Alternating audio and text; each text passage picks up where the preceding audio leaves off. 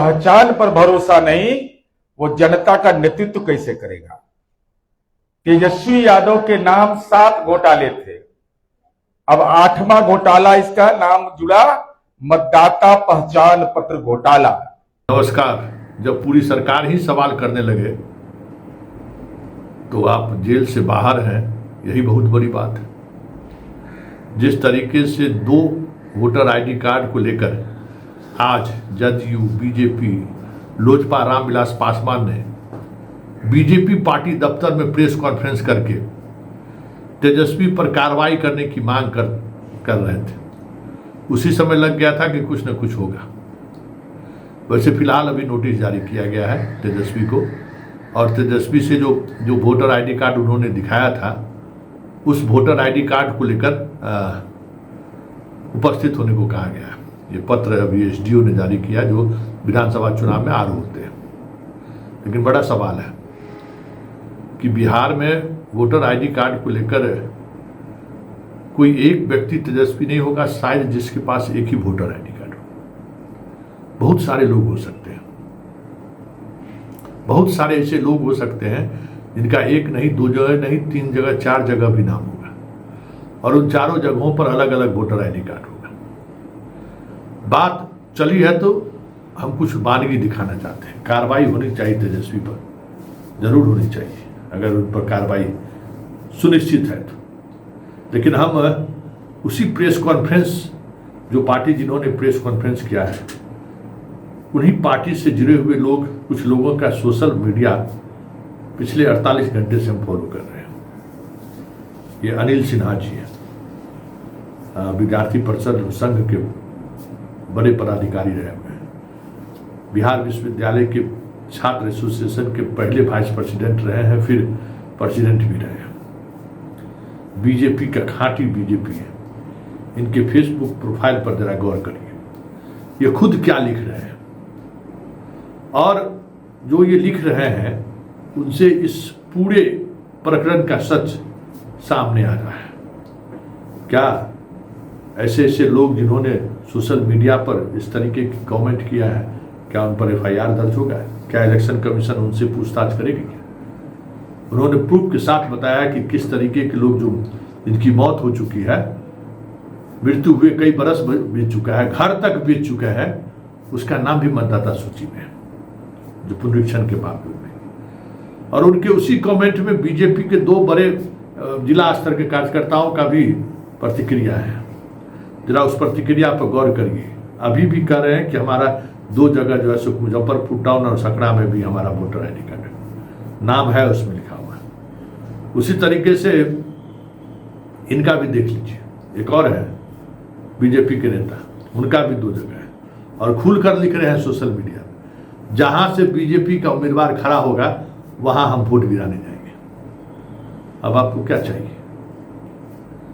FIR दर्ज होनी चाहिए, इन लोगों से सोकर पूछना जाना चाहिए, फिर जिस बीएलओ ने किस तरीके से हटाया है उस बात को समझा जा सकता है। ये पूरे बीजेपी का प्रोफाइल, और बीजेपी के प्रोफाइल पर किस तरीके की प्रतिक्रियाएं आ रही है देखिए ना। संघ का पूरा सब कुछ लिखा हुआ है, और वहां ये बातें हो रही हैं। व्यास जी ने आज अपने पोस्ट पर स्पष्टता के साथ लिखा है, और उन्होंने लिखा है कि उनकी चिंता मजदूर, उनकी चिंता पलायन करने वाले उस मजदूर को लेकर है, जिसके लिए आयोग दूर दूर तक संवेदनशील नहीं है। बड़ी मजबूती से उन्होंने अपनी बात को रखा है। तो क्या इस सवाल का वो जवाब देने की स्थिति में है?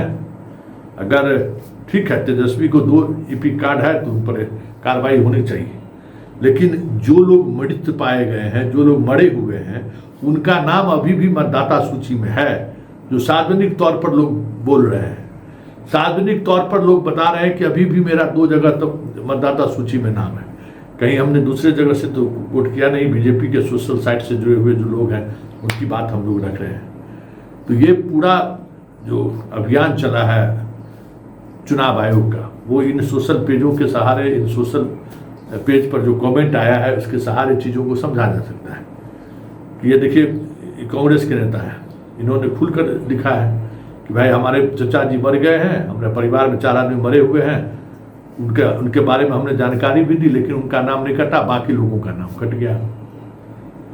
मधुबनी के जिले में कई ऐसे गांव हैं जहां अगर हम बात करें तो उन जगहों पर टोला का टोला वोटर का नाम गायब है। हो सकता है कि दूसरे बूथ पर उनका नाम जोड़ दिया गया हो, लेकिन ये अलग बात है। लेकिन लोग अब धीरे धीरे इन चीज़ों को देखने लगे। कौन मतदाता पुनरीक्षण के बाद कौन आदमी देखने जाता था कि मेरा मतदाता सूची में नाम है या नहीं है, या आज भी कौन देखने जा रहा है? आज अगर पॉलिटिकल पार्टी इस को लेकर थोड़ा सजग हुआ है और मजबूती के साथ खड़े हुए हैं, तो भले लोग जानने लगे कि इसका नाम कट गया है, इसका नहीं। तो हर साल ये स्थिति होती थी। हर चुनाव में हम लोग देखते थे। एक बार के चुनाव में तो बिहार के जो डीजीपी अभियानंद जी है, उन्हीं का नाम काट दिया था, और उनके हाउस नंबर पर जो है सो कई लोगों का नाम था। तो अगर एफआईआर की बात हो रही है, नोटिस दिया है, तो जरा उसके हाउस नंबर, तेजस्वी के हाउस नंबर की भी तो स्पष्टता के साथ आयोग को लिखना चाहिए ना, कि भाई इनके जिस हाउस नंबर में तेजस्वी हैं उसमें अन्य जाति के लोग भी उस हाउस नंबर में रह रहे हैं। हाउस नंबर का क्या मतलब होता है?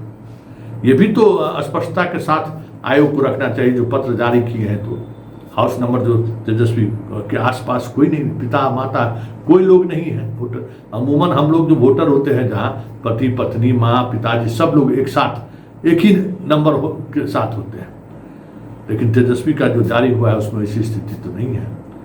लेकिन बड़ी बात यह है कि एसआईआर को लेकर भले मीडिया ने उस तरीके से खबरें नहीं चलाई, लेकिन तेजस्वी के बहाने ही सही एसआईआर की चर्चा सो कॉल्ड कहें या यूं कहें कि जो गोदी मीडिया है वो भी अब चलाना शुरू कर दिया है। तो ये इसी बहाने चर्चा शुरू हो गई है, गांव-गांव में शुरू होने गई है, और गांव-गांव में दो तरीके की नैरेटिव चलना शुरू हो गया कि तेजस्वी का नाम कट गया है। चर्चा तो शुरू हो गया है, इसमें कोई दो मत नहीं। लाख प्रयास के बावजूद भी पॉलिटिकल पार्टी ने पूरी कोशिश की थी कि ये मामला गांव-गांव तक पहुंचे, लोगों के बीच चर्चा हो, लेकिन जिस तरीके से आयोग बिना कागज पत्तर लिए हुए लोगों का भर दिया, तो चर्चा होनी लगभग बंद हो गई थी, या इस चर्चा से कोई वाकिफ होना नहीं चाहता था। अरे छोड़िए कोई बात नहीं, सबका तो हो ही रहा है।